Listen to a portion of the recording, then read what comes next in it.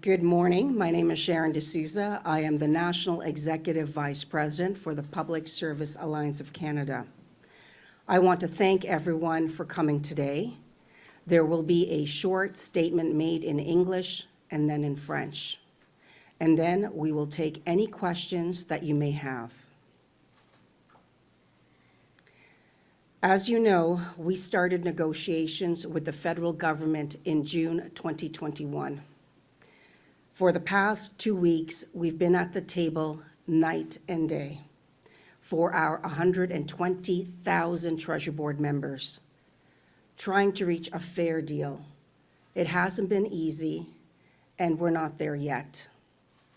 I'll now hand it over to Chris Aylward, PSAC's National President, who will provide an update on the state of negotiations. Thank you, Sharon. We've made some progress at each of our 4 bargaining tables over the past 2 weeks, but we're still too far apart on several key issues, including wages that keeps up with the cost of living, job security, and remote work language.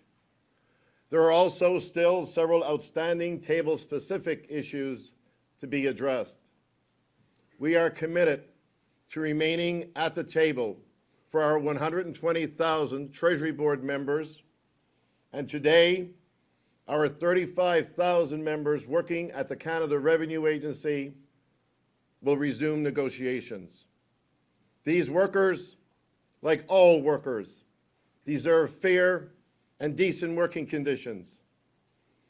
Despite some progress at the bargaining table, our members are frustrated that while negotiations drag on, they continue to fall behind. We've already been at the table for nearly 2 years, and these workers can't wait any longer. That's why we're setting a clock on this round of bargaining. If there is no deal reached by 9 p.m. Eastern Time tomorrow, April 18th, I am authorizing a national general strike beginning at 12:01 a.m. Eastern Time, Wednesday, April 19th, for all 155,000 PSAC members working for both the Canada Revenue Agency and Treasury Board. I will now turn it over to Yvon Barrière, PSAC's Regional Executive Vice President for Quebec, to deliver the statement in French. Merci, Chris. Au cours des 2 dernières semaines, on a fait des progrès à chacune des 4 tables de négociation. Mais encore, on est loin de s'entendre sur les principaux enjeux. On parle ici des salaires, de la sécurité d'emploi, du télétravail et aussi des points spécifiques pour régler certains points pour chacun des groupes. On va continuer de négocier cette semaine au nom de nos 120 000 membres du Conseil du Trésor. Et aujourd'hui, nos 35 000 membres de l'Agence du revenu retournent à la table. Ce qu'on veut essentiellement, c'est des conditions de travail décentes, des salaires qui tiennent compte du coût de la vie. C'est ce que nos membres demandent et c'est d'ailleurs ce que tous les travailleurs et travailleuses devraient avoir. Les choses ont beau avancer, mais nos membres sont frustrés que les négociations s'éternisent pendant que leur pouvoir d'achat diminue de façon drastique. Écoutez, ça fait 2 ans qu'on négocie, c'est ridicule. On en a assez. On ne peut plus attendre. Et c'est pour cela qu'on lance dès maintenant un ultimatum. Si on n'a pas d'entente d'ici demain, le 18 avril, 21 h, le président national va autoriser nos 155 000 membres à une grève générale à compter de minuit 1 le 19 avril. Merci. Si vous avez des questions en français ou en anglais, nous allons y répondre. Thank you, Yvon. We'll now take any questions you may have. I'll start in the room here.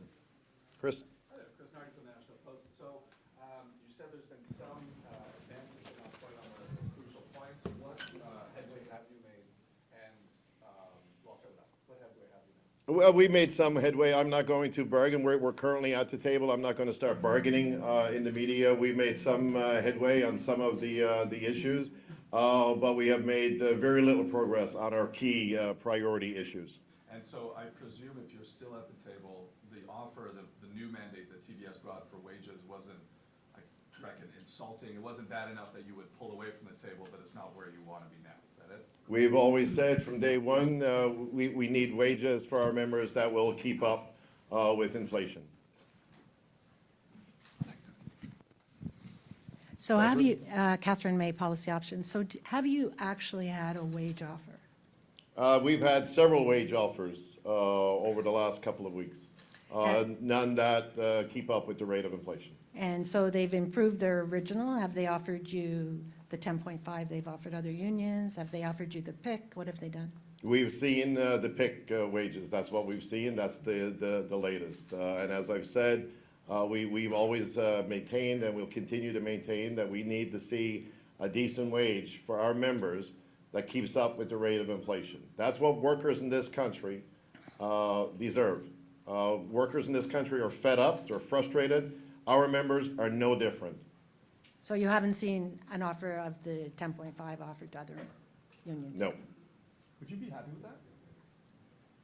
It's not up to me. It's up to our individual bargaining teams. Our bargaining teams are duly elected by their respective members. And can I ask, what's your sticking point at the other tables?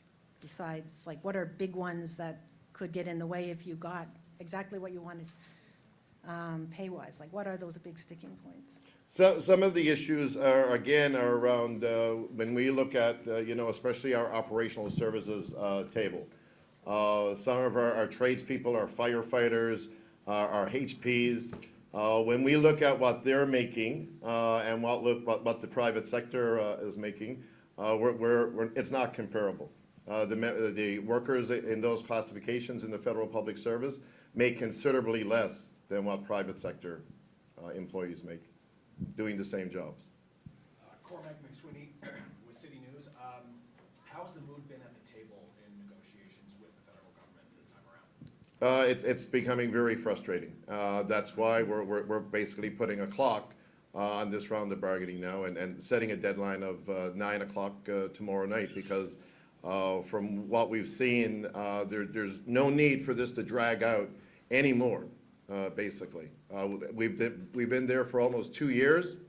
That's why we're putting that clock on, because our members are getting extremely frustrated, and rightfully so.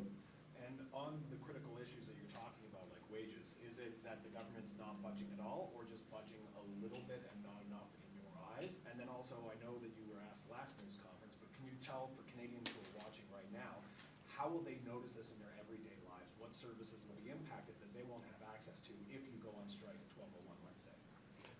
Certainly, some services will be shut down, some services will be delayed.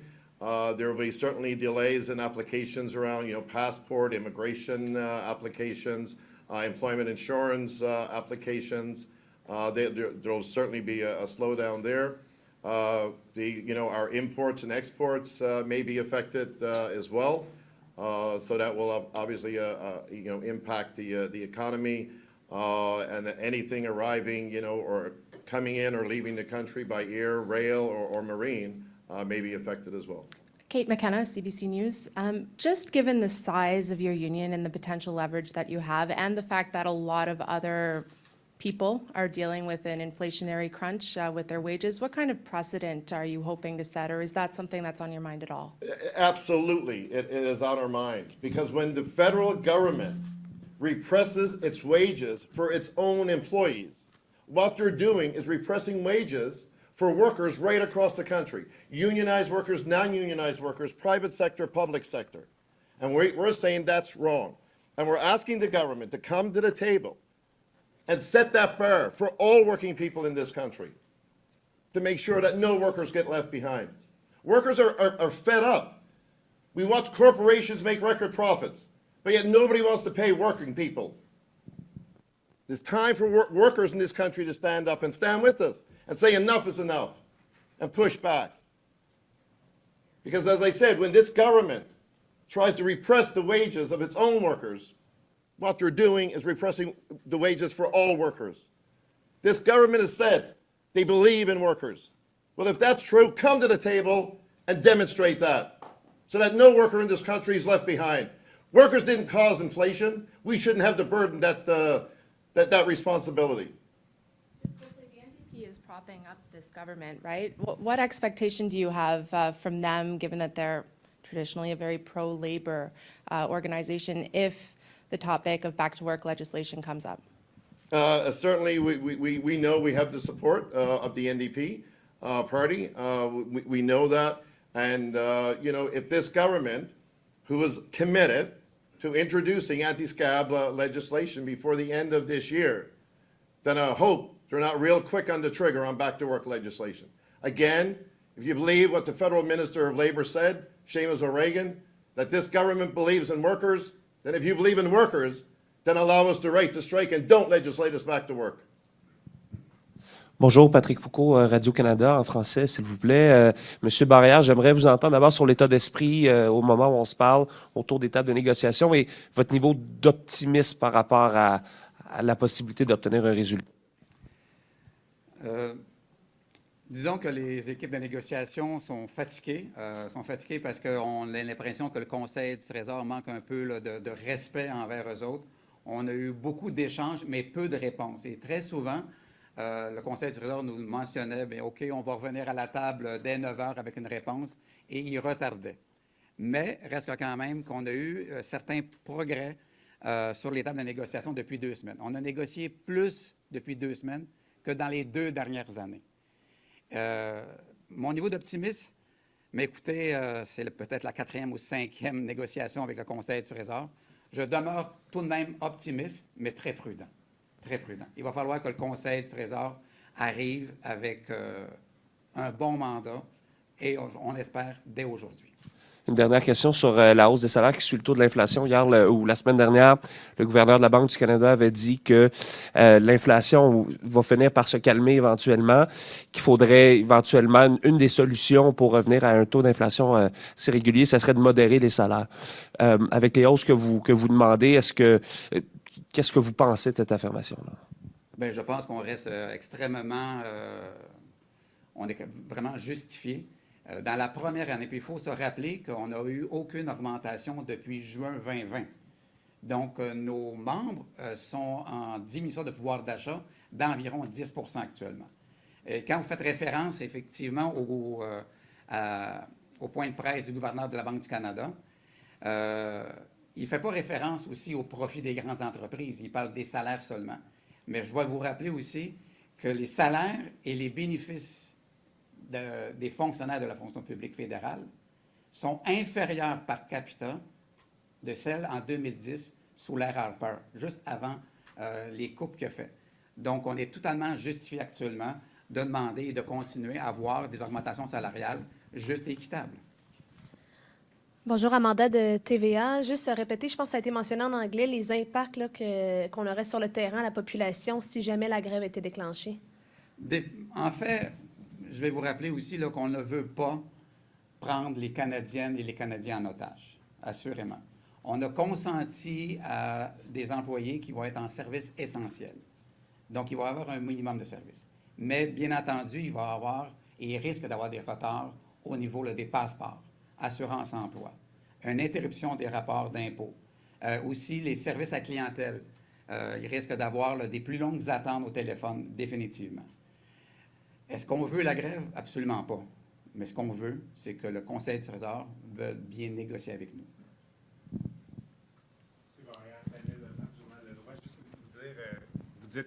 Vous dites que, Daniel Leblanc du Journal Le Droit, vous dites que depuis 2 semaines, on n'a jamais négocié autant que dans les 2 dernières années. On semble comprendre que ça a bougé dans les derniers jours depuis le point de presse la semaine passée.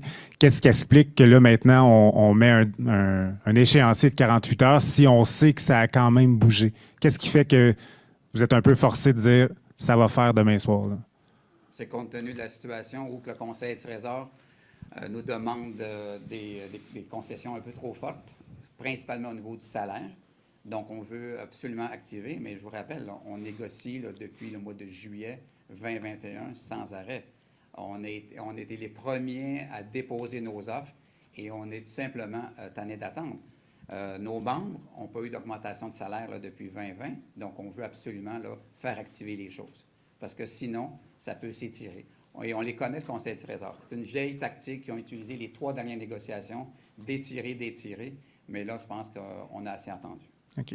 Question au sujet de l'indemnité de grève. Je ne sais pas si on a un chiffre à annoncer.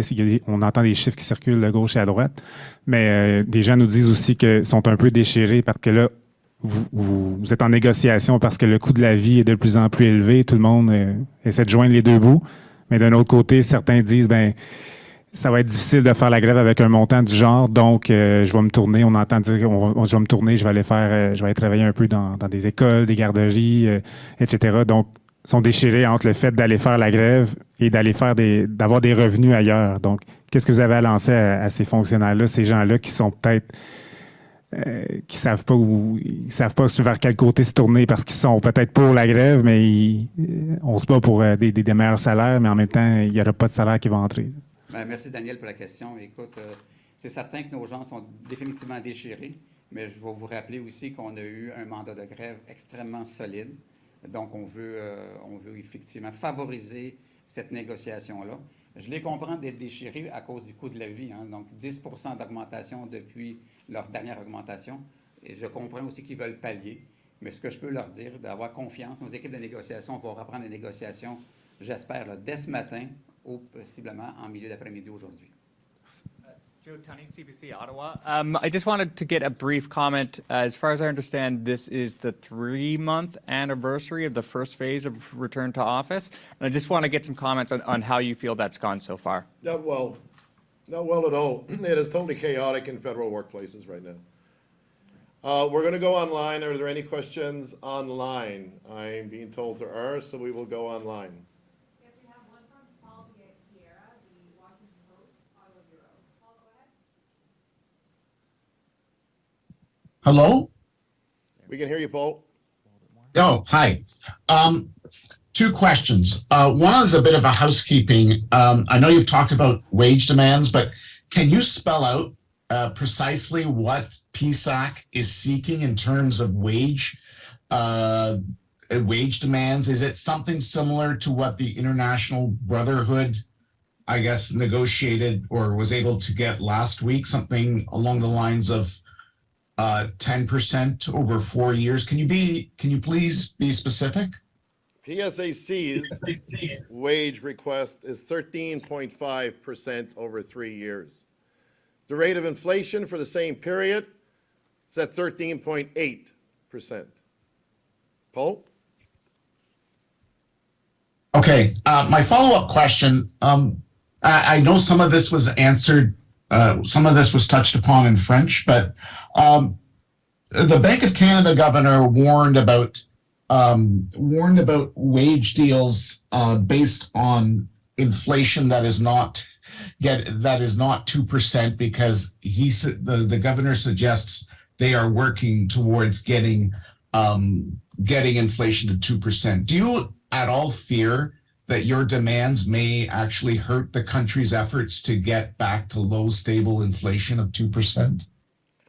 Workers in this country deserve a fair and decent wage increase, whether they're unionized, non-unionized, public sector, private sector. We didn't cause inflation. We shouldn't have to pay for it. The Bank of Governor also last week made a statement that corporate pricing needs to be normalized. And we certainly agree with that statement. Paul, do you have any other further questions? I'm good. Thank you. Do we have any more questions online? We have one more question. Alors, ma question sera en français, s'il vous plaît. Donc, c'est Gaëlle Cagneba pour Radio-Canada. Vous dites que vous avez quand même réussi à faire quelques avancées, vous avez réussi quand même à faire quelques avancées avec le Conseil du Trésor, mais ce n'est pas suffisant. Et j'aurais aimé savoir, en fait, qu'est-ce que vous avez réussi à gagner du côté du Conseil du Trésor? Sur quel point, quand même, ils ont réussi à concéder ou pas? Il y a eu merci pour la question. Donc, il y a eu quelques avancées sur certaines des tables. Donc, il y avait des annexes et aussi là, des appendices qui ont été améliorés autant sur un bord que sur l'autre. Le Conseil du Trésor a légèrement avancé au niveau des offres salariales. Et puis, là-dessus, c'est la première fois aussi là, qu'il prend le temps de nous écouter, mais par contre, les réponses retardent à arriver à la table de négociation. Merci beaucoup. Bienvenue. Autre question? Chris? Real quick, CRA is starting negotiating today, but I understand that they're part of the strike group. Is it because basically you're kind of proxy negotiating for them, whatever happens at your table kind of applies to theirs? Because their wage demands are significantly different than yours. How is that going to work? They're only going to have kind of 2 days of negotiation and then impasse if it doesn't work out on your table? They resumed negotiations today. They've been in bargaining for well over a year as well. And yes, it's the same deadline. It is 9 p.m. tomorrow night, both for the Treasury Board teams and the CRA team. It's the same deadline, yes. Okay. So everything hinges on how well their negotiation goes well. Not everything, but a lot hinges on how their 2 days of negotiation goes well. So the wage offer better come quickly, basically. If this is going to come together, yes, it will have to come together rather quickly. Our intention is still to get a deal at the table and avoid a strike. That's still our goal. If there's no further questions, I want to thank everyone. Oh, there's one more question.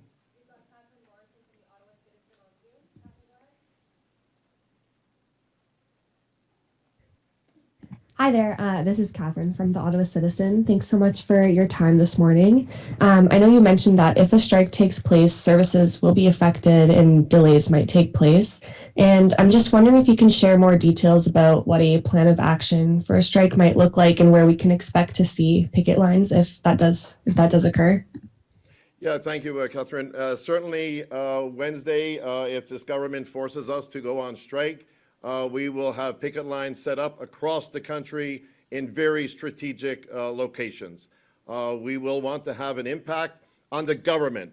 We will try to have as least impact on Canadians as possible. We want to impact the government, and we will have very strategic picket locations across the country. Thank you, Catherine.